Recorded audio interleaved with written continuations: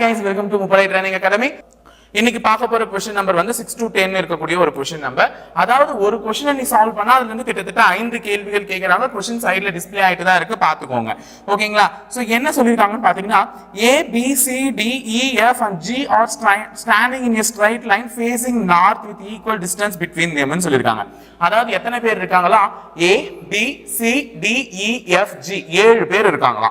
7 பேருமே வடக்கு நோக்கி அமர்ந்திருக்கிறார்கள் ஒரு வரிசையில. அதுதான் தமிழ்ல கொடுத்திருக்காங்க. ஆகியோர் ஒரு நேர் வரிசையில் வடக்கு பார்த்து அமர்ந்துள்ளனர். அவர்கள் வெவ்வேறு தொழில்கள்ல ஈடுபட்டிருக்காங்களாம். சோ ஒவ்வொருத்தரும் வேற வேற தொழில்ல இருக்காங்க. என்னென்ன அப்படின்றத பாத்தீங்கன்னா ஆக்டர் நடிகரா இருக்காங்க, பத்திரிகையாளர் ரிப்போர்ட்டரா இருக்காங்க, டாக்டர் மருத்துவர், இன்ஜினியர் பொறியாளர், லாயர் வக்கீல், டீச்சர் ஆசிரியர், பெயிண்டர் ஓவியர். ஓகேவா? அப்போ 7 பேரும் 7 விதமான தொழில் செஞ்சுக்கிட்டு இருக்காங்க. சோ அவர்கள் ஒரு வரிசையில வடக்கு பார்த்து உட்கார்ந்துட்டு இருக்காங்க. அப்ப 7 பேர்ல யாரு வரிசையில எங்க உட்கார்ந்துட்டு இருக்காங்க, அவர்கள் தொழில் என்ன, இதுதான் நீ கண்டுபிடிக்கணும். உன்னை கண்டுபிடிக்க சொல்றது. அப்ப ஒரு வரிசையில அமர்ந்திருப்பவர்கள் 7 பேர். நான் 7 சீட்டு போட்டுக்கிறேன், வடக்கு பார்த்த மாதிரி போட்டுக்கிறேன். ஓகேவா? வடக்கு பார்த்த மாதிரி போட்டுக்கிறேன் 7 சீட்டு. ஓகேவா? நான் ரெண்டு இதுவா போட்டுக்கிறேன். ஏன் அப்படின்னு பாத்தீங்கன்னா நமக்கு பாசிபிலிட்டிஸ்னு ஒன்று வரும். அதாவது வந்து கரெக்டா எடுத்தோன்னே கரெக்டா நம்மளால உட்கார வைக்க முடியாது. என்ன பண்ணுவோம், ஒன்னுத்துல கொஞ்சம் 2 விதமான பாசிபிலிட்டிஸ் போகும். சோ ஒரு விதத்துல ஒரு உட்காரப்பேன், இன்னொரு விதத்துல இன்னொரு மாதிரி உட்காரப்பேன். சரி, கடைசியில் எது இறுதியா சரியா வருதுன்றத முடிவு பண்ண போறேன். சோ 7 பேர் கொண்ட சீட்டை போட்டிருக்கேன். சோ 7 பேரும் 7 விதமான தொழில் செய்யறாங்க. இந்த வரிசையில எங்கெங்கெல்லாம் உட்கார்ந்துருக்காங்க இதை தான் நம்ம கண்டுபிடிக்க போறோம். சோ ஃபர்ஸ்ட் வந்து பாத்தீங்கன்னா என்ன கொடுத்திருக்காங்கன்றது க்ளூல படிங்க. G is fifth to the left of C. அப்போ G என்பவர் C இன் இடதுபுறத்தில் 5வதாக உள்ளார். அப்ப C யாரோ ஒருத்தன் இருக்கணும், அவனுக்கு இடது கை பக்கத்துல G என்றவன் 5வதா இருக்கணும். ஃபார் எக்ஸாம்பிள் எல்லாருமே வடக்கு நோக்கி அமர்ந்திருக்காங்கன்னா இங்க G இருக்கான்னு வச்சுக்கோ, C இருக்கான்னு வச்சுக்கோ. இவனுக்கு வலது கை எது? இந்த பக்கம். இடது கை எது? இந்த பக்கம். இப்படி உட்கார்ந்துட்டு இருக்காங்க. நம்மளே பாத்துக்கோங்க.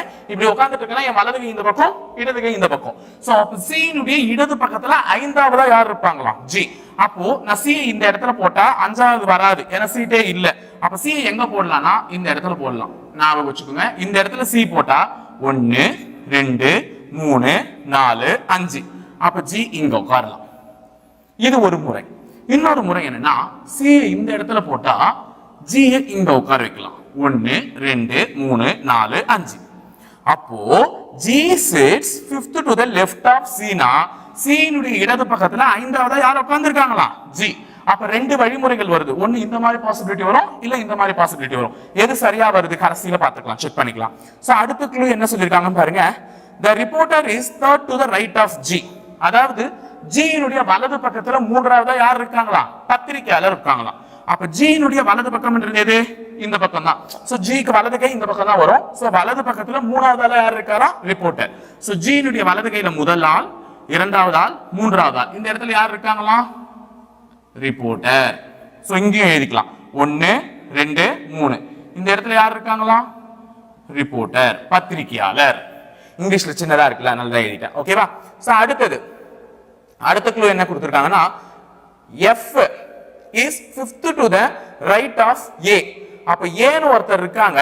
அந்த A வினுடைய வலது பக்கத்துல 5வதா யார் இருப்பாங்களா? F இருப்பாங்களா. நல்லா ஞாபகம் வச்சுக்கோங்க. G யும் C யும் உட்கார்ந்துட்டாங்க. இதுக்கு மேல உங்களை எழுப்ப முடியாது. சோ ரிமைனிங் இருக்கிற சீட்ஸ் வச்சு தான் நம்ம இவங்களை உட்கார வைக்கணும். F sits fifth to the right of A. A வினுடைய வலது பக்கத்துல 5வதா யார் இருக்கணுமா? F இருக்கணுமா. சரி, A வை இந்த இடத்துல உட்கார வச்சா 1 2 3 4 5 F. ஏன்னா இருக்கிற சீட்டே இவ்வளவுதான், கரெக்டா உட்கார வைக்கலாம்ல. அப்ப ஏவ நான் இந்த இடத்துல உட்கார வச்சா 1 2 3 4 5 F இங்க. ஓகேவா? சரியா போச்சா? ஓகே, ரெண்டுத்துலயுமே நான் உட்கார வச்சிட்டேன். அடுத்தது E is second to the left of B. E என்பவர் B னுடைய இடதுபுறத்தில் 2வதாக உள்ளார். E என்பவர் B னுடைய இடதுபுறத்தில் 2வதாக உள்ளார்.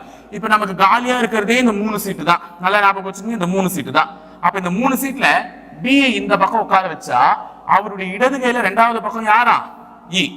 B னுடைய இடதுபுறத்துல 2வது ஆளா யார் இருப்பாங்களா? E. அப்ப இங்கேயும் B இங்க உட்கார வச்சா B னுடைய இடது பக்கத்துல 2வது ஆள் E. முடிஞ்சுச்சா?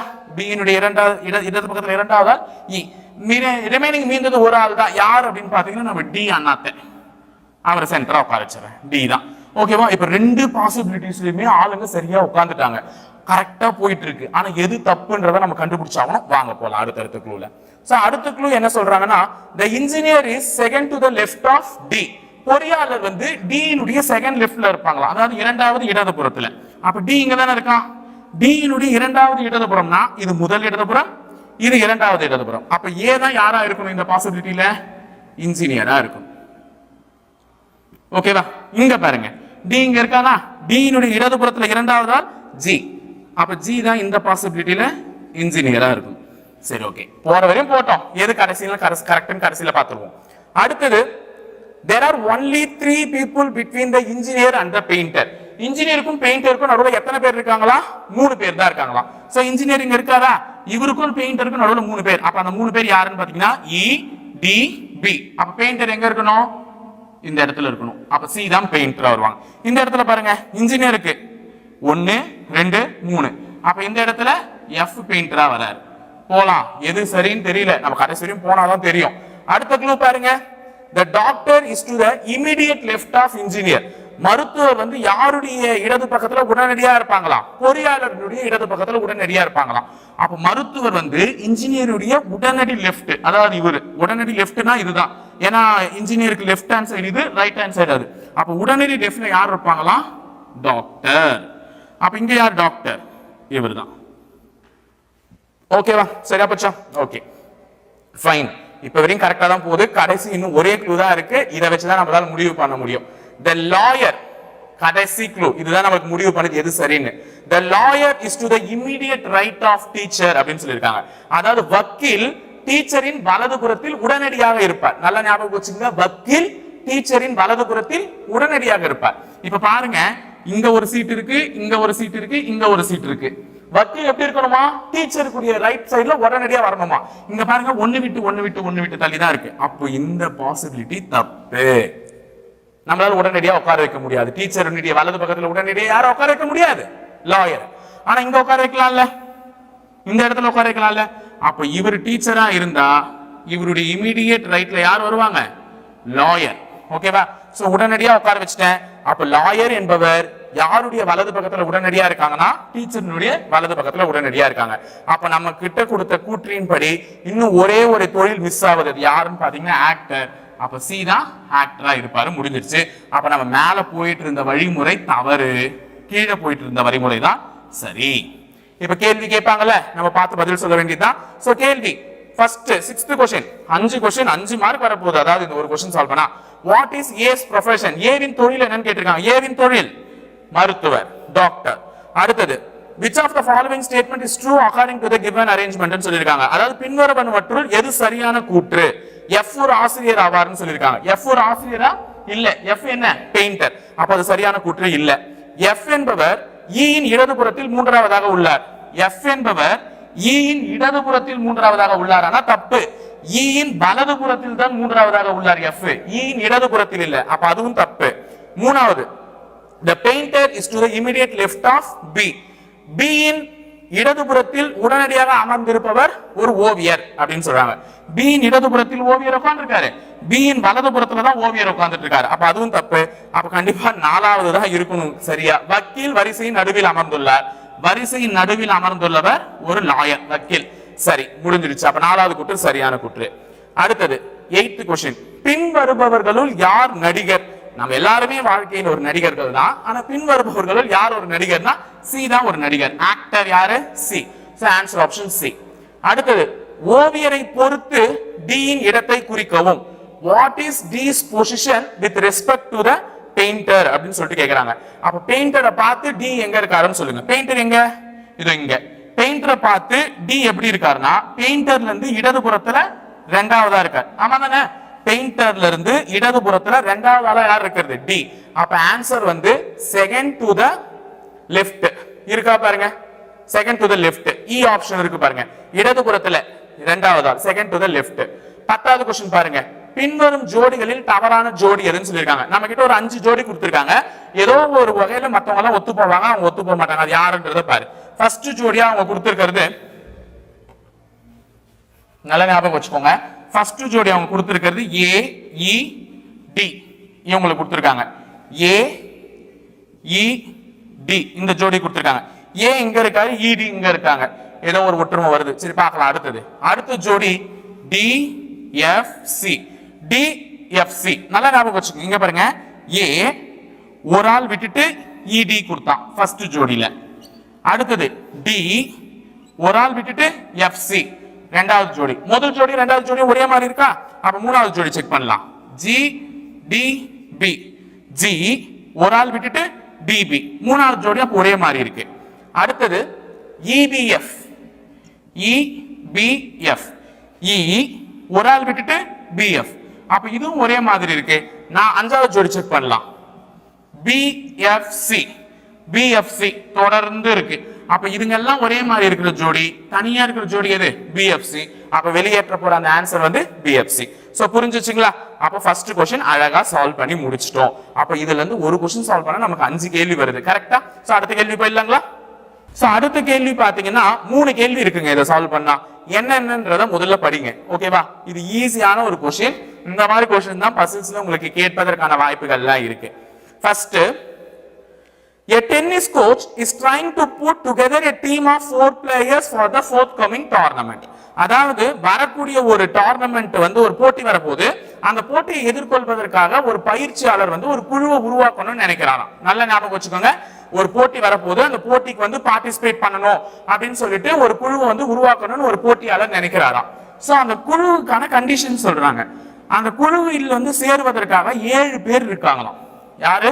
7 பேர் இருக்காங்களாம். ஒரு டென்னிஸ் கோச் வந்து வரக்கூடிய ஒரு டென்னிஸ் போட்டியை எதிர்கொள்றதுக்காக ஒரு குழுவை தயாரிக்கணும்னு நினைக்கிறாரு. அந்த குழுவுல வந்து பார்ட்டிசிபேட் பண்ணணும்னு சொல்லிட்டு 7 பேர் இருக்காங்க. சோ 7 பேர் யாருன்னு பாத்தீங்கன்னா, அந்த 7 பேர் யாருன்னு பாத்தீங்கன்னா நல்லா ஞாபகம் வச்சுக்கோங்க. ஏ பி சி. மிச்சம் இருக்கிற 4 பேர் டபிள்யூ எக்ஸ் ஒய் ஜெட். இதுல ஏபிசி வந்து பாத்தீங்கன்னா ஆண்கள், மேல்.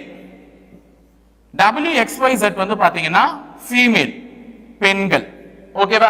அப்போ ஒரு டென்னிஸ் போட்டிக்காக மொத்தம் 7 பேர் வராங்க. கோச் எங்களை நீங்க செலக்ட் பண்ணிக்கலாம்னு சொல்லிட்டு அந்த 7 பேர் வந்து இவர்கள் தான். யார் யாரு? ஏபிசி ஆண்கள், WXYZ வந்து பெண்கள். எல்லாருமே ஆணுக்கு பெண் சளைத்தவர்கள் இல்ல. All players have equal capability and equal capability. ஒரு பிளேயருக்கும் ஒவ்வொரு திறமை இருக்கு. அதாவது ஆக்சுவலா வந்து ஒருத்தருக்கு ஒருத்தர் செலுத்தவங்க இல்ல. நாங்க சிங்க பெண்கள்ங்க. ஆண்களுக்கு பெண்கள் குறைஞ்சவர்களே இல்லை அப்படின்னு சொல்லிட்டு பெண்கள் ஆண்களுக்கு முழுமையாக சமதளத்தோடு ஈடுபடக்கூடியவர்கள் சொல்லியிருக்காங்க. அப்போ ஒரு கோச் வந்து செலக்ட் பண்ணலாம்னா ஆணும் அதே கேப்பபிலிட்டியோட தான் இருப்பாங்க, பெண்ணும் அதே கேப்பபிலிட்டியோட தான் இருப்பாங்க. சோ யாரை வேணா சூஸ் பண்ணலாம். ஆனா குழுவுல மொத்தம் எத்தனை பேர் இருக்கணும்ன்றதெல்லாம் கண்டிஷன் சொல்றாங்க. எத்தனை பேர் இருக்கணுமா குழுவுலன்னு பாத்தீங்கன்னா 4 பேர் தான். நல்லா ஞாபகம் வச்சுக்கோங்க. டென்னிஸ் வந்து செலக்ட் பண்றாருல, அந்த கோச் செலக்ட் பண்ற குழுல ஃபைனலா எத்தனை பேர் இருக்கணுமா? 4 பேர் தான் இருக்கணுமா? ஓகேவா? சோ எத்தனை பேர் அதுக்கு விண்ணப்பித்து இருக்கிறார்கள்? 7 பேர். அதுல 3 ஆண்கள் 4 பெண்கள். அந்த 7 பேர்ல இருந்து எத்தனை பேரை தான் செலக்ட் பண்ணணும்? 4 பேரை தான் செலக்ட் பண்ணணும். ஆனா எல்லாருமே ஒருத்தருக்கு ஒருத்தர் சலைச்சவங்களே, எல்லாருமே ரெடி டு பார்ட்டிசிபேட். நான் வாடா பாத்துக்கலாம் அப்படின்ற மாதிரி இருப்பாங்க. ஓகேவா? இன்னொரு கண்டிஷனும் சொல்றாங்க. At least 2 males will be there in the team. குறைந்தபட்சம், நல்ல ஞாபகம் வச்சுக்கோங்க, குறைந்தபட்சம் 2 ஆண்களாவது இருக்கணும். குழு நீ 4 பேர் உருவாக்குனா கண்டிப்பா அதுல எத்தனை பேர் இருக்கணுமா? மேல் 2 males இருக்கணுமா? ஓகேவா? 2 males இருக்கணும். அப்போ பாக்கி நீ 4 பேர் செலக்ட் பண்றனா குறைஞ்சபட்சம் 2 பேர் ஆணா எடுத்துக்கிட்டு மிச்சம் 2 பேர் பொண்ணா எடுத்துக்கோ. இல்லையா 3 ஆண்களையே கூட நீ எடுத்துக்கலாம். அட்லீஸ்ட் தான் சொல்லியிருக்கான். சோ குறைஞ்சபட்சம் 2 ஆண்கள் இருந்தா ஓகே, இல்லனா 3 பேருமே ஆண்களை செலக்ட் பண்றதுனால ஓகே. ஆனா ஒரு ஆணெல்லாம் செலக்ட் பண்ண கூடாது. அந்த அட்லீஸ்ட்ன்ற வார்த்தைக்கு அதுதான் அர்த்தம். அட்லீஸ்ட் 2 ஆண்களாவது இருக்கணும்னா கண்டிப்பா 2 ஆண்களாவது இருக்கணும். 2க்கு குறைவா போக கூடாது. 3 பேர் தான் இருக்காங்க நம்ம கிட்ட ஆண்களே, 2க்கு குறைவா போக கூடாது. 3 பேருமே வராங்கன்னா கூட ஓகே, நோ ப்ராப்ளம். அடுத்தது கண்டிஷன் சொல்றாங்க பாரு. For a team of 4, all players must be able to play with each other. அதாவது 4 பேர் இருக்காங்கல்ல, ஒரு குழுவுல நீ 4 பேரை செலக்ட் பண்ண போறல, அந்த 4 பேருமே ஒருத்தரோட ஒருத்தர் விளையாடணும். நீ வந்தா நான் வரமாட்டேன்பா, நீ வரையாடா, நான் வரலடா, நீ வந்துட்டா நான் வரவே மாட்டேன்டா அப்படின்னு சண்டை போடுற ஆளுங்களா இருக்கக்கூடாது. எல்லாருமே ஒருத்தரோட ஒருத்தர் சகஜமா வந்து பேசி விளையாடுற ஆளா தான் இருக்கணும் நீங்க செலக்ட் பண்ற 4 பேருமே. சோ 2 மேல் 2 கேர்ள்ஸ் செலக்ட் பண்றனா அவங்க 2 பேருமே கோஆபரேட் பண்ணி ஈக்குவலா விளையாடணும். எல்லாருக்குமே ஒரே திறமை தான். அங்க வந்துட்டு நீ பொண்ணா, நீ வந்துட்டு நான் வரவே மாட்டேப்பா அப்படின்னு சொல்லிட்டு போற ஆள்லாம் இருக்கக்கூடாது. ஓகேவா? அப்படிதான் இருக்கணும் டீம்னு சொல்லிட்டு ஒரு கண்டிஷன் சொல்றான். இப்பதான் நமக்கு ஒரிஜினலாவே கொடுக்குறாங்க. என்னென்ன கொடுக்குறாங்கன்னா, யார் கூட விளையாட மாட்டாங்கன்னு கொடுக்குறாங்க. First B cannot play with W. இந்த B பையன் இருக்கான் பாரு, இவன் அந்த பொண்ணு கூட விளையாட மாட்டானா, W கூட விளையாட மாட்டான். அதனால தான் நான் ராங் மார்க் போட்டுக்கிட்டேன். Bன்றவங்க யார் கூட விளையாட மாட்டாங்க, W கூட விளையாட மாட்டாங்க. அதே மாதிரி C cannot play with Z. C என்ற பையன் யார் கூட விளையாட மாட்டானா, Z என்ற பொண்ணு கூட விளையாட மாட்டான். அதே மாதிரி W cannot play with Y. W யார் கூட விளையாட மாட்டா பொண்ணு, Y. இந்த ஃபர்ஸ்ட் ரெண்டுனா கூட ஓகே, ஒரு பையன் ஒரு பொண்ணு கூட விளையாட மாட்டான். இவங்க ரெண்டு பேருமே பொண்ணுங்க தான், என்ன பிரச்சனையோ தெரியல அவங்களுக்குள்ள. W யார் கூட விளையாடாதான், Y கூட விளையாடாதான். அப்ப மூணு கண்டிஷன் சொல்லிருக்காங்க.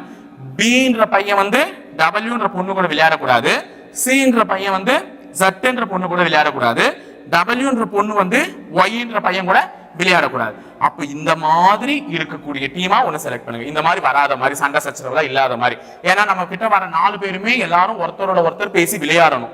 குறைஞ்சது டீம்ல எத்தனை ஆண்களாவது இருக்கணும், 2 ஆண்களாவது இருக்கணும். மொத்தம் நம்ம கிட்ட அதுக்கு 7 பேர் இருக்காங்க. இப்ப டீமை செலக்ட் பண்ணுங்கன்னு சொல்லிட்டு கொஸ்டின்ல தான் நமக்கு ட்விஸ்டே வச்சிருக்கோம். ஓகேவா? சோ ஒரு கொஸ்டினா படிக்கிறேன், அந்த கொஸ்டின்ல என்னென்ன ட்விஸ்ட் இருக்குன்றத பாருங்க.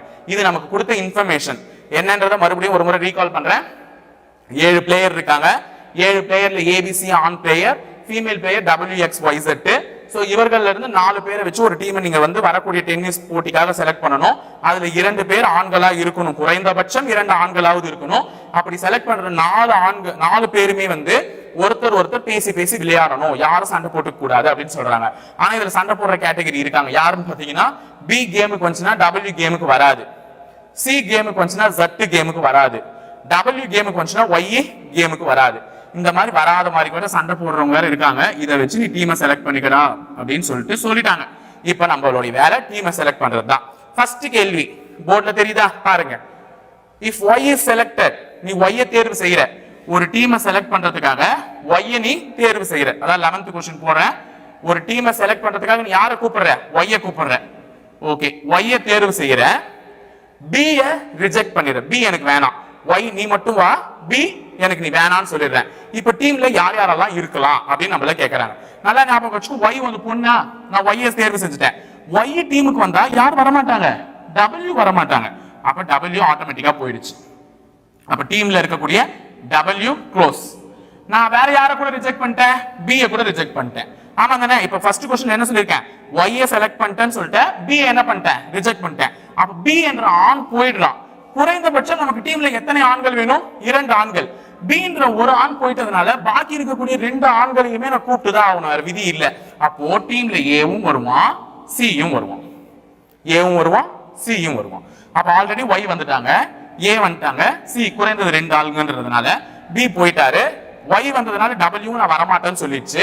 இன்னும் நம்ம கிட்ட இருக்கிறது X Z தான். ஓகேவா? நமக்கு டீம்ல மொத்தம் 3 பேர் வந்துட்டாங்க. எத்தனை பேர் டீம்ல இருக்கணும், 4 பேர் இருக்கணும். இப்ப 4வது ஆளா நான் யாரை கூப்பிடலாம்னு பாத்தீங்கன்னா, X கூப்பிடலாமா, Z கூப்பிடலாமா யோசிக்கிறேன்ல. C வந்துட்டான், C வந்தா யார் வரக்கூடாது, Z வரக்கூடாது. அப்ப Z வரக்கூடாதுன்னா இங்க வேற யார் வரணும், X. சோ ஆன்சர் ஆப்ஷன் எதுன்னு பாத்தீங்கன்னா ACXY அப்படின்னு இருக்கக்கூடிய B ஆப்ஷன் தான். சோ B ஆப்ஷன்ல தான் ACXY இருக்கு. சோ அந்த क्वेश्चन தான் நம்ம சூஸ் பண்ண முடியும். அடுத்தது 12வது கேள்வி, நல்லா ஞாபகம் வச்சுக்கோங்க. 12th question. இப்ப 12th क्वेश्चन 11th क्वेश्चन உடைய ஆன்சர் பார்த்துட்டோம். 12th क्वेश्चन பாருங்க, B செலக்ட் பண்றாங்க இப்போ. ஓகேவா? நீ டீமுக்கு வா B அப்படி B செலக்ட் பண்ற. யார வர வேணாம்ன்ற, Y நீ வராத, எனக்கு வராதன்ட்டேன். B செலக்ட் பண்ணிட்டு Y தள்ளி வச்சிட்டேன். அப்ப Y வரல, B வந்துருச்சு. இப்படி வந்துச்சுன்னா டீம்ல யார் யாரெல்லாம் இருக்கலாம், அந்த குழுவுல யார் யாரெல்லாம் இருக்கலாம்னு சொல்றாங்க. சோ B வந்துட்டதுனாலயோ என்னவோ தெரியல, நமக்கு வந்து ஆட்டோமேட்டிக்கா ஒரு ஆண் உள்ள வந்துட்டார். B வந்துட்டா யார் வர மாட்டாங்க, W வர மாட்டாங்க. So W cancel. ஓகேவா? W cancel. அப்போ 2 பேர் டீமை விட்டு வெளியே போயிட்டாங்க. யார் யாரு, ஒருத்தர் Y, ஒருத்தர் W. B இங்க ஆல்ரெடி இருக்கார், இவர் ஒரு ஆண் மகன். ரிமைனிங் இருக்கிறது நம்ம கிட்ட யார் யாருன்னு பாத்தீங்கன்னா, பொண்ணுங்கள்ல X Z ன்னு 2 பேர் இருக்காங்க, பசங்கள்ல A C ன்னு 2 பேர் இருக்காங்க. இப்ப இவங்கள தான் நான் கூட்டிட்டு வரணும். ஓகேவா? நான் X Z ன்னு 2 பேரை சேர்த்துட்டேன்னு வச்சுக்கோ, 2 பேரையும் கூட சேர்த்துக்கலாம். சேர்த்துட்டா கூட யாரு டீம்ல வச்சுக்கலாம், ஏவை தான் டீம்ல வைக்க முடியும். ஏன்னா Xம் உள்ள வந்துருவாரு, ஒரு பொண்ணு, Z ஒரு பொண்ணு, A வந்து ஒரு ஆண். குறைந்தது 2 பேரால் ஆண்கள் இருக்கணும்ல. அப்ப Bன்றது ஒரு ஆண், Aன்றது ஒரு ஆண் இருக்காங்க. சோ X Z 2 பேர். இந்த மாதிரி ஒரு குழுவை உருவாக்கலாம். இந்த மாதிரி எதனா ஆப்ஷன் இருக்கா பாரு. ஆப்ஷன்ல இல்ல. அதாவது பி எக்ஸ் Z A இந்த மாதிரி இல்லவே இல்ல. அப்போ வேற எப்படி உருவாக்கலாம்? இது ஒரு முறை, ஆனா இது உருவாக்கி இருக்கலாம், இது சரியான முறை, பட் ஆப்ஷன்ல இல்ல. அப்படின்னும் போது நம்ம B செலக்ட் பண்ணிட்டோமா, ஏன்ற ஒரு ஆணையம் உள்ள வச்சுக்கலாம், சீன்ற ஒரு ஆணையம் உள்ள வச்சுக்கலாம். இப்ப மூன்றுமே நான் ஆண்களா செலக்ட் பண்ணிட்டேன். நம்ம குறைந்தது 2 ஆண்களாவது எடுக்கணும். 3மே ஆண்களா இருந்தாலும் ஓகே தான் சொல்லிட்டேன். அப்ப 3 ஆண்களை செலக்ட் பண்ணிட்டேன். சி வந்ததுனால Z உள்ள வர வாய்ப்பு இல்லை. அப்ப வேற யார் வருவாங்க? எக்ஸ்ன்ற பொண்ணு தான் வரும். அப்ப இந்த மாதிரி ஒரு ஆப்ஷன் இருக்கும். சோ செக் பண்ணி பாருங்க, A B C and X C option இருக்கு பாருங்க. சோ அப்ப ஆன்சர் ஆப்ஷன் வந்து C தான் கரெக்ட். சோ இந்த மாதிரி 2 குழுக்கள் உருவாக்குறதுக்கு வாய்ப்புகள் இருக்கு. ஓகேவா? சோ ஓகே, அடுத்தது போலாமா? 13வது क्वेश्चन. 13 அனைத்து ஆண்களையும் நீங்கள் தேர்வு செய்தால், அதாவது வந்து ஒரு ஆண்களை கூட விடாம 3 ஆண்கள் இருக்காங்க, எல்லாரையுமே நீங்க தேர்வு செஞ்சீங்கன்னா எத்தனை வகையான குழுக்களை உங்களால் உருவாக்க முடியும் அப்படின்னு கேக்குறாங்க. For example A B C என் குழுல 3 பேரையுமே நான் செலக்ட் பண்ணிக்கிறேன். ABC ABC 3 பேரையுமே நான் செலக்ட் பண்ணிட்டேன்னா கூட இன்னொரு கேர்ள், மொத்தம் டீம்ல 4 பேர் இருக்கணும். கூட அப்ப வேற யாராவது ஒரு கேர்ள் தான் என்னால உள்ள போட முடியும். அந்த கேர்ள் யாரா இருப்பாங்கன்னா B வந்ததுனால W உள்ள வர மாட்டா, Y ஓகே D வந்துட்டதுனால W உள்ள வர மாட்டா, C வந்துட்டதுனால Z உள்ள வர மாட்டா. அப்போ X வச்சு ஒரு டீம் உருவாக்கலாம், Y வச்சு ஒரு டீம் உருவாக்கலாம். இந்த B யும் C யும் இருக்கிறதுனால W Z அந்த 2 பொண்ணுங்க மட்டும் தான் உள்ள வர மாட்டாங்க. அப்ப X ஒரு பொண்ணு சேர்ந்தா அது ஒரு குழு ஆயிடும், Y ஒரு பொண்ணு சேர்ந்தா அது ஒரு குழு ஆயிடும். அப்ப எத்தனை குழுக்கள் என்னால உருவாக்க முடியும்? 2 குழுக்களை உருவாக்க முடியும். சோ ஆன்சர் வந்து 2. சோ இந்த ஒரு क्वेश्चन புரிஞ்சுச்சா இப்போ? ஓகேவா? சோ இதுக்கான ஆன்சர்ஸ் நம்ம வந்து நல்லா தெளிவா பார்த்தோம். ஈஸியான ஒரு क्वेश्चन தான். படிச்சு போடணும், கொஞ்சம் பொறுமையா பண்ணா ஆன்சர் எதுக்குமே வராமலாம் இருக்காது. ஓகேவா? சோ அடுத்த क्वेश्चन 14ல இருந்து 16 வரையும் இருக்கக்கூடிய क्वेश्चन கொஞ்சம் இன்ட்ரெஸ்டா இருக்கும். ஒரு கம்பத்தை பத்தி சொல்லிருக்காங்க. இந்த क्वेश्चन வந்து இங்கிலீஷ்லயும் இருக்கு, நான் தமிழ்லயும் இருக்கு. நான் ரெண்டுத்தையுமே படிக்கிறேன், பாயிண்ட் பை பாயிண்டா இருக்கு. உங்களுக்கு அட் ஏ டைம் ஒன்னு தான் தெரிய வரும். ஓகேவா? ரெண்டுமே தெரிய வாய்ப்பு இல்ல. சோ நான் வந்து ஃபர்ஸ்ட் இங்கிலீஷ்ல படிச்சுட்டு தமிழ்ல அர்த்தம் சொல்லிட்டே வரேன். ஓகேவா? there are 3 poles on each side of the road. அதாவது ஒரு ரோடு இருக்கும், அந்த ரோடோட 2 பக்கத்துலயும் வந்து 3 கம்பம் 6 கம்பம் இருக்கும். நல்லா ஞாபகம் வச்சுக்கோங்க. ஒரு ரோடு இருக்கு, ஒரு ரோடுல 3 கம்பம்னு சொல்லிட்டு எத்தனை கம்பம் இருக்கும்? 6 கம்பம் இருக்கும். ஓகேவா? ஒரு சைடுலயும் 3 கம்பம்ட்டு. அந்த 6 போல்ஸோட நேம் என்னன்னு பாத்தீங்கன்னா A B C D E F. இந்த கம்பத்தோட பேருங்க வந்து A B C D E F. So எந்த கம்பம் எங்க இருக்குன்றத கண்டுபிடிக்கணும், ஞாபகம் வச்சுக்கோங்க. இப்பே அடுத்தது the poles are different color இருக்குமா? என்னென்ன கலர்னா கோல்டன் கலர் தங்க நிறம், சில்வர் வெள்ளி, மெட்டாலிக் உலோக நிறம், பிளாக் கலர் கருப்பு நிறம், பிரான்ஸ் வெண்கல நிறம், ஒயிட் வெள்ளை நிறம். அப்போ 6 கம்பம் இருக்கு, 6 கம்பமும் வேற வேற கலர்ல இருக்கு. அப்ப 6 கம்பம் எங்க இருக்குன்றதையும் நான் தான் கண்டுபிடிக்கணும், பிளஸ் 6 கம்பம் என்னென்ன கலர்ல இருக்குன்றதையும் நான் தான் கண்டுபிடிக்கணும். அடுத்தது the poles are different height வேறையும், ஒன்னு வேற வேற ஹைட்ல வேற இருக்கா, அந்த ஹைட்டையும் நான் தான் கடைசியில கண்டுபிடிக்கணுமே.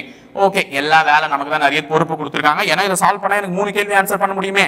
சரி, நம்ம சால்வ் பண்ணிடலாம், விடுங்க, ஒன்னும் பிரச்சனை இல்லை. சோ ஃபர்ஸ்ட் க்ளூ என்ன கொடுத்துருக்காங்கன்னு பாத்தீங்கன்னா பெரிய கம்பமான E the tallest pole is exactly opposite to the golden color pole.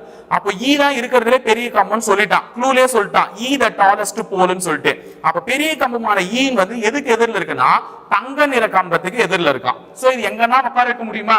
நான் E இங்க போட்டா கோல்டன் இங்க போட்டுக்கலாம், E இங்க போட்டா கோல்டன் இங்க போட்டுக்கலாம், E இங்க போட்டா கோல்டன் இங்க போட்டுக்கலாம், எங்க வேணா உட்கார வைக்கலாம். சோ என்னால எக்ஸாக்ட்டா உட்கார வைக்காத போது நான் க்ளூ என்ன பண்ணுவேன், சைடுல எழுதி வச்சுப்பேன். ஏன்னா ஃபியூச்சர்ல எனக்கு ஞாபகம் வரணும், திருப்பி படிக்க கூடாதுன்ற ஒரு அர்த்தத்துக்காக. சோ இருக்கிறதுலே E தான் ரொம்ப பெரிய கம்பம், டாலஸ்ட் போல். இது எந்த கம்பத்துக்கு எதிரில இருக்கிறா? கோல்டு கம்பத்துக்கு எதிரில இருக்குதா. அப்ப ஈயும் கோல்டும் எதிர்க்க வரணும். அப்ப இந்த 3 பாசிபிலிட்டில எங்க வேணா எதிர்க்க போடலாம். ஏன்னா இப்போதைக்கு உட்கார வைக்க முடியல, அதனால நான் அடுத்த க்ளூ போறேன். அடுத்த க்ளூ என்ன சொல்றாங்கன்னு பாத்தீங்கன்னா உலோக நிற கம்பத்திற்கு எதிராக சிறிய கம்பம் உள்ளது. அதாவது வந்து ஷார்டஸ்ட் போல் எதுக்கு எதிரில இருக்கான்? மெட்டாலிக் கலர் போல்டுக்கு எதிரில இருக்கான். அப்போ ஷார்டஸ்ட் போல் இருக்கிறதே சின்ன போல் எதுக்கு எதிரில இருக்குமா? மெட்டல் கலர் போலுக்கு எதிரில இருக்குமா? சின்ன போல் எதுக்கு எதிரில இருக்குமா? மெட்டல் கலர் போலுக்கு எதிரில இருக்கும். ஓகே, இதுவும் என்னால உட்கார முடியல, எழுதிட்டேன் தனியா. F the black color pole is located between A and D. அப்ப கருப்பு நிற கம்பமான F எந்த 2 கம்பத்துக்கு நடுவுல இருக்கான்? A மற்றும் D என்ற கம்பத்துக்கு நடுவுல இருக்கான். அப்ப இங்க 3 கம்பம் இருக்கா, எங்க வேணா நம்ம உட்கார வைக்கலாம். இந்த பக்கம் உட்கார வச்சுக்கணும், இல்ல இந்த பக்கம் உட்கார வச்சுக்கணும். நான் கீழே உட்கார வைக்கலாம். ஃபர்ஸ்ட் F என்ற கம்பம் வந்து என்ன கலர்னு சொல்லிட்டாங்க? Black கலர் கம்பம். இது எது 2த்துக்கு நடுவுல இருக்கா? A கம்பத்துக்கும் டி கம்பத்துக்கும் நடுவுல இருக்கான். நீ இப்படியும் போட்டுக்கோ இல்ல இப்படியும் போட்டுக்கோ, எப்படி போட்டாலும் ஆன்சர் வரும். ஏ மற்றும் டி கம்பத்துக்கு நடுவுல இருக்கான். ஓகே, அடுத்தது வெண்கல நிற கம்பம் அப்படின்னு சொல்றாங்க. வெண்கலம்னா என்ன? France colour. வெண்கல நிற கம்பமான சி எதோட எதிரில் இருக்குன்னா ஏவோட எதிரில் இருக்கான். இப்ப ஏ உட்காந்துட்டானா, இந்த ஏவோட எதிரில் இருக்கக்கூடிய சி என்ன கலரா? France colour. அப்ப ஏவோட எதிரில் சின்னு ஒரு கம்பம் இருக்கு, அது என்ன கலரா? பிரான்ஸ், வெண்கல நிற கம்பம். அழகா வந்துருச்சா? இப்ப 4 பேர் உட்காந்துட்டாங்க. A F D உட்காந்துட்டான், C உட்காந்துட்டான். சரி, அடுத்தது உலோக நிற கம்பமான பி எஃப் இன் எதிரில் உள்ளது. எஃப் ஓட எதிரில் எது இருக்கா? உலோக நிற கம்பம் சொல்லிட்டான். உலோக நிற கம்பம்னா பி. ஓகேவா? சோ எஃப் இன் எதிர்க்க இருக்கக்கூடிய பி உலோக நிற கம்பம், மெட்டல். எஃப் இன் எதிர்க்க உள்ள பி மெட்டல். இப்பதான் பார்த்தேன், மெட்டலுக்கு எதிர்க்க இருக்கிற கம்பம் எப்படி இருக்கணுமா? குள்ளமா இருக்கணுமா? அப்ப மெட்டலுக்கு எதிர்க்க இருக்கிற கம்பமான எஃப் தான் இருக்கிறதுலே குள்ளமான கம்பம். அப்ப லாஸ்ட் ஆயிட்டு எது? எஃப். இப்ப இதுலயே இன்னொரு க்ளூ வந்துச்சா? இப்ப பாருங்க, நமக்கு ஈன்னு ஒரு கம்பம் இன்னும் எக்ஸ்ட்ரா இருக்கு. அந்த ஈ வந்து இப்ப பாக்கி 5 இடம் ஃபில் ஆயிருச்சு. அப்ப ஈ வேற இடியே இல்ல, இந்த இடத்துல தான் போடணும். அப்ப ஈ தான் இருக்கிறதுலே பெரிய கம்பம். அந்த பெரிய கம்பத்துக்கு எதிரில தான் என்ன கலர் கம்பம் இருக்குமா? கோல்டு இருக்குமா? அப்ப ஈக்கு எதிர்க்க எது வந்துருச்சு? கோல்டு. அப்ப டி தான் என்ன கலர்? தங்கம் கலர். கண்டுபிடிச்சிட்டேன். சோ அடுத்த க்ளூ என்ன சொல்றாங்கன்னு பாத்தீங்கன்னா, சரி, வெள்ளை நிற கம்பமான ஏ. நல்லா சொல்லிட்டாங்க, வெள்ளை நிற கம்பம். ஏ வந்து வெள்ளை நிறம், ஒயிட். முடிஞ்சிருச்சு. அப்ப இருக்கிறதுல ஒரே கலர் தாங்க மிஸ் ஆயிருக்கு. அது என்னன்னு பாத்தீங்கன்னா சில்வர் கலர் மிஸ் ஆயிருக்கு. அப்ப சில்வர் எதுன்னு பாத்தீங்கன்னா இ. ஏன்னா பாருங்களா, மற்றதெல்லாம் கலர் வந்துச்சு. இது மெட்டல் கலர், இது பிரான்ஸ் கலர், இது ஒயிட் கலர், இது பிளாக் கலர், இது கோல்டு கலர். சோ எந்தெந்த கம்பம் எங்க இருக்குன்றதையும் கண்டுபிடிச்சிட்டேன், என்னென்ன கலர்ன்றதையும் கண்டுபிடிச்சேன். இப்ப நம்ம லாஸ்டா கண்டுபிடிக்க வேண்டியது ஹைட். ஹைட் தான் இப்ப நான் கண்டுபிடிக்க போறேன். என்னன்னு பாத்தீங்கன்னா 6 கம்பம் இருக்கா, 6 போட்டுறேன். இந்த மாதிரி 6 டேஷ் போட்டுறேன். 6 டேஷ் போட்டேன். இருக்கிறதுல சின்ன கம்பம் எது? எஃப். அத கடைசி டேஷ்ல எழுதிக்கிறேன். இருக்கிறதுல பெரிய கம்பம் எது? இ. அத ஃபர்ஸ்ட் டேஷ்ல எழுதிக்கிறேன். இப்போ இந்த நடுவுல இருக்கக்கூடிய 4 டேஷ் தான் நான் ஃபில் பண்ணனும். அதுதான் கடைசி க்ளூவா கொடுத்திருக்கான். என்ன சொல்லிருக்கானா, A the white color pole is taller than C but shorter than D and B ன்னு சொல்லிருக்கான். வெள்ளை நிற கம்பமான A யாரை விட உயரமாக இருப்பார்கள்னா C ஐ விட உயரமா இருப்பானா. ஆனா யாரை விட உயரம் கம்மியா இருப்பாங்கன்னா D மற்றும் B ஐ விட உயரம் கம்மியா இருப்பானா. புரியுதா சொல்றது? C ஐ விட உயரம் A, ஆனா இவங்க 2 பேரை விடவும் உயரம் கம்மி. அப்போ இந்த இடத்துல C போட்டுக்கோ, இந்த இடத்துல A போட்டுக்கோ. C A. D B ஐ விட கண்டிப்பா என்னவா இருக்கணுமா? A, உயரம் கம்மியா தான் இருக்கணுமா. ஆனா இந்த DB ல யாரு பெரியவங்க யாரு சின்னவங்க நமக்கு क्वेश्चनல கொடுக்கல, தெளிவான ஒரு இன்ஃபர்மேஷன் கொடுக்கல. A வந்து C ஐ விட பெருசுன்னு சொன்னாங்களே தவிர இந்த DB 2 பேரை விடவும் A சின்னவன் தான் சொல்லிருக்கானே தவிர DB ல யார் பெரியவங்க சின்னவங்கன்னு சொல்லல. அப்ப இந்த செகண்ட் டேஷ்லயும் இந்த தேர்ட் டேஷ்லயும் DB ன்னு யார் வேணா இருக்கலாம், நம்மளால கரெக்டா சொல்ல முடியாது. இவன் தான் பெரியவர், இன்னார் தான் பெரியவர் நம்மளால சொல்ல முடியாது. சோ அதுல எந்த வாய்ப்பு வேணா இருக்கும் செகண்ட் இதுல. ஓகேவா? இந்த எக்ஸ்ட்ரா க்ளூலாம் அழிச்சிடுறேன், ஏன்னா நம்ம கேள்வி பார்க்கும்போது நமக்கு கன்ஃபியூஷன் ஆயிடும். சோ இப்போ மட்டும் பார்த்து சொல்லலாமா? கேள்வி 3 கேள்வி கேட்டிருக்காங்க. முதல் கேள்வியான 14வது கேள்வி என்ன கேட்டிருக்காங்கன்னு பாத்தீங்கன்னா, வெண்கல நிற கம்பத்திற்கு மூலை விட்ட எதிரில் உள்ள கம்பம் என்ன? What is the color of the pole diagonally opposite to the bronze colored pole? நல்லா ஞாபகம் வச்சுங்க, diagonal மூலை விட்டம்னா இப்படி, மூலை விட்டம்னா இந்த மூலைக்கும் எதிரில் உள்ளது. அப்போ பிரான்ஸ் கலர் இங்க இருக்கா, இதுக்கு டைரக்டா மூலை விட்டம் diagonally opposite என்ன போல்னா D. D என்ன கலர்ல இருக்கு? Gold colour. அப்ப ஆன்சர் D ஆப்ஷன், தங்கம், தங்கம். ஓகேவா? அடுத்தது 15th question, which is the second tallest pole? இருக்குறதுல இப்ப வந்து என்ன கேட்டிருக்காங்க, which is the second tallest pole னு கேட்டிருக்காங்க. இருக்குறதுல இரண்டாவது பெரிய கம்பம் என்னன்னு கேட்டிருக்காங்க. நல்லா ஞாபகம் வச்சுக்கங்க, முதல் பெரிய கம்பம் E, ஏன்னா நமக்கு அது க்ளூலயே கொடுத்திருந்தான். ஆனா இரண்டாவது பெரிய கம்பம் இந்த மாதிரி ஒரு क्वेश्चन வருது, டயலமோல வருது, ஆன்சர் இதுவா அதுவா அதுவா இதுவா அப்படின்னு டயலமோல வருதுன்னா கண்டிப்பா அதுல நமக்கு ஏதோ ஒரு क्वेश्चन கேட்டு நம்மள சிக்க வைக்கிறதுக்கு இருப்பான். அதே மாதிரி தான் கேட்டாங்க. இரண்டாவது பெரிய கம்பம் என்னன்னா அது D ஆனா இருந்திருக்கலாம் இல்ல B ஆனா இருந்திருக்கலாம். நமக்கு கொடுக்கப்பட்ட தகவல்கள் போதவில்லை. சோ ஆன்சர் தகவல் போதவில்லை. 16வது question, which is the color of the tallest pole? உயரமான கம்பம் என்ன கலர்ல இருக்குன்னு கேட்டிருக்காங்க. நம்ம பார்த்தாலே சொல்லிட்டோம், it's a silver color. So ஃபைனலா அதான கண்டுபிடிச்சோம். சோ வெள்ளி நிறத்தில் இருக்குது உயரமான கம்பம். ஓகேங்களா? சோ இன்று இந்த பகுதி நிறைவடைகிறது, பகுதி 2. சோ ஓகேவா? இது பார்த்திருப்பீங்க எல்லாரும், ரொம்ப இது பண்ணி பார்த்திருப்பீங்க. கொஞ்சம் யூகிக்கக்கூடிய வகையிலும் சிந்திக்கக்கூடிய வகையில தான் இந்த क्वेश्चन வச்சிருந்தேன். சோ ஃபர்ஸ்ட் வீடியோ மாதிரி இது இருக்காது, ஏன்னா அது கொஞ்சம் ஃபர்ஸ்ட்ன்றதுனால பேசிக்கா ஒரு 2-3 क्वेश्चन கொடுத்தேன். இது கொஞ்சம் கஷ்டமா தான் இருக்கும். இப்போ இதுல உங்களுக்கு எதனா ஒர்க் அவுட் क्वेश्चंस கொடுக்கலாம்னு பார்த்தேன். சரி ஓகே, எல்லா கொஸ்டின்ஸும் நானே சால்வ் பண்றது கொஞ்சம் நல்லதுன்னு நினைச்சுக்கிட்டு தான் விட்டுட்டேன். ஸோ அடுத்தடுத்த வீடியோஸ்ல கொஞ்சம் நல்லபடியா வரும் பார்க்கலாம். ஸோ அடுத்த வீடியோஸ்ல எதனா ஒர்க் அவுட் ப்ராப்ளம் இருந்தாலும் எடுத்துட்டு வந்து உங்களுக்காக சமர்ப்பிக்கிறேன். ஓகேங்களா? ஸோ வகுப்பு 3ல சந்திக்கலாம். இணைந்திருங்கள் காவலர்களை தொடர்ந்து பயணிப்போம் முப்படை பயிற்சி மையத்துடன். தேங்க்யூ.